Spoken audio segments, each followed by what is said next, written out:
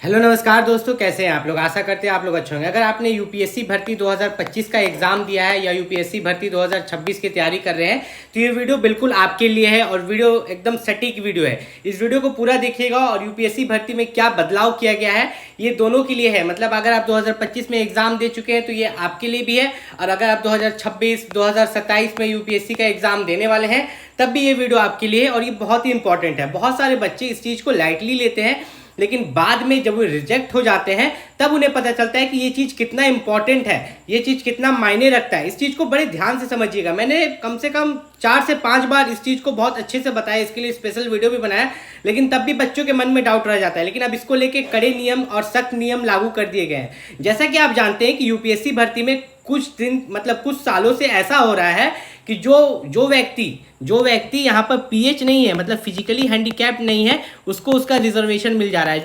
जो व्यक्ति ओबीसी नहीं है वो ओबीसी बन के फॉर्म भर दे रहा है, ठीक है। जो व्यक्ति एससी एसटी नहीं है वो एससी एसटी बन के फॉर्म भर दे रहा है। तो इस चीज़ से, ठीक है, इस चीज़ से दूर हटने के लिए यहाँ पर क्या किया गया है इसको ध्यान से समझिएगा। अब होता क्या है ना कि मान लीजिए, ठीक है, मान लीजिए कि आप अगर यहाँ पर जनरल कैटेगरी से हो या ओबीसी से हो या एससी से हो या एसटी से हो या आप ईडब्ल्यूएस कैटेगरी से हो। अब यहाँ पर प्रॉब्लम क्या क्रिएट हो रहा है, प्रॉब्लम ये क्रिएट हो रहा है ना कि जब आप यहाँ पर कास्ट सर्टिफिकेट बनवाते हो, क्या बनवाते हो, कास्ट सर्टिफिकेट, जिसको हिंदी में जाति प्रमाण पत्र भी बोलते हैं। क्या बोलते हैं, जाति प्रमाण पत्र।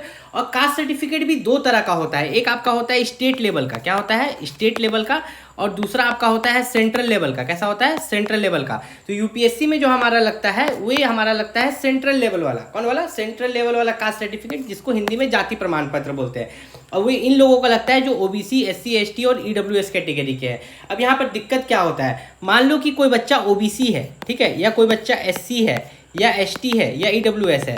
अगर वो सेंट्रल लेवल कास्ट सर्टिफिकेट बनवाता है तो बहुत अच्छी बात है। सेंट्रल लेवल कास्ट सर्टिफिकेट जब बनता है तो एक चीज़ का खास ध्यान रखा जाता है अधिकतर स्टेट्स में कि आपके पास जो है रजिस्ट्री ज़मीन है कि नहीं। रजिस्ट्री ज़मीन नहीं है तो कोई बात नहीं, अगर आपके पास दान पत्र ज़मीन है, खास महल ज़मीन है तो उस पर भी बन जाता है, ठीक है, सभी पर बन जाता है, तीनों पर बन जाता है। लेकिन रजिस्ट्री ज़मीन पर थोड़ा आसानी से बनता है।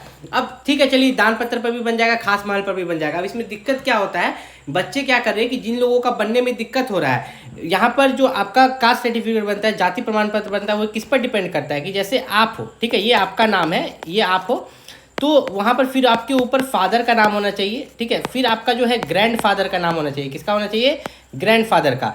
अब आप यहाँ पर कोई भी सर्टिफिकेट बनवाओ, ये ओबीसी हो या एससी हो या एसटी हो या ईडब्ल्यूएस हो, जब खतियान चेक किया जाए तो ये निकला जाए ताकि कोई फ्रॉड ना कर पाए।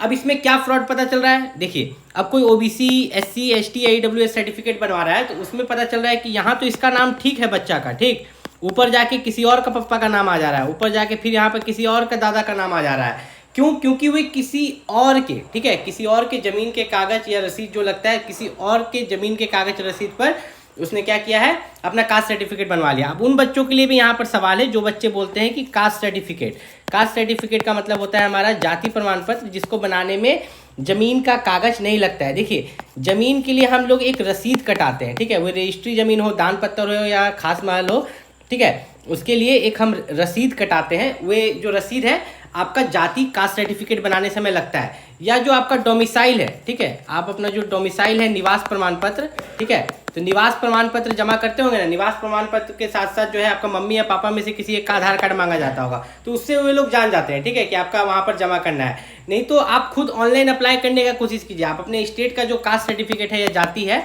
ठीक है, अप्लाई करने की कोशिश कीजिए। आपका उसमें जो है खतियान, बहुत स्टेट में खतियान मांगता है, बहुत स्टेट में दान पत्र और खास महल पर भी बन जाता है। अब यूपीएससी में क्या बोला गया है, अगर आप यूपीएससी में यहाँ पर 2025 में, ध्यान से समझिए, 2025 में फॉर्म भर के एग्जाम दिए थे या 2026 में देने वाले हैं या 2027 में देने वाले हैं, बस इनका एक ही नियम है, इनका एक ही कहना है कि आपका जो क्रूशियल डेट है, ठीक है, यूपीएससी में जो क्रूशियल डेट है, इस क्रूशियल डेट को समझिए। क्रूशियल डेट जो होता है दो तरीका से रखा जाता है, या जो फॉर्म अप्लाई का जो लास्ट डेट होता है, ठीक है, फॉर्म अप्लाई का जो लास्ट डेट होता है उसी को क्रूशियल डेट बना दिया जाता है, या एक क्रूशियल डेट फिक्स कर दिया जाता है, ठीक है।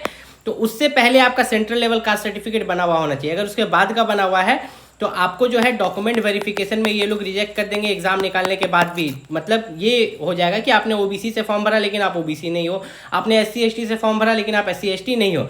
तो इस चीज़ को खास ध्यान रखिएगा। इससे रिलेटेड कोई भी डाउट है तो आप कमेंट कर सकते हैं। और इस चीज़ को समझ लीजिएगा कि बस मेरा यही कहना है कि क्रूशियल डेट से पहले, ओवरऑल लास्ट में मुझे ये कहना है कि क्रूशियल डेट से पहले आपके पास जो है central level caste certificate OBC का, SC ST और EWS का होना चाहिए। तभी देखिए, आपको कास्ट सर्टिफिकेट अपलोड करने के लिए नहीं बोला जाता है, बस बोलना जाता है कि क्रूशियल डेट के से पहले आपके पास बना हुआ होना चाहिए, बस ये बोला जाता है। ये तो हो गया मेन मुद्दा जिस पर मुझे बात करना था। अब यहाँ पर जो आखिरी में बता देता हूँ कि यूपीएससी की अगर आप तैयारी कर रहे हो, प्री की या मेंस की, ठीक है, प्री या मेंस की तैयारी कर रहे हो यूपीएससी की, तो जो प्री और मेंस के लिए जो बेस्ट बुक है, खास करके प्री एग्जाम के लिए और मेंस एग्जाम के लिए भी जो बेस्ट बुक है यूपीएससी के लिए, तो वे मैं इस वीडियो के डिस्क्रिप्शन लिंक में दे देता हूँ, ठीक है, जो बेस्ट बुक है।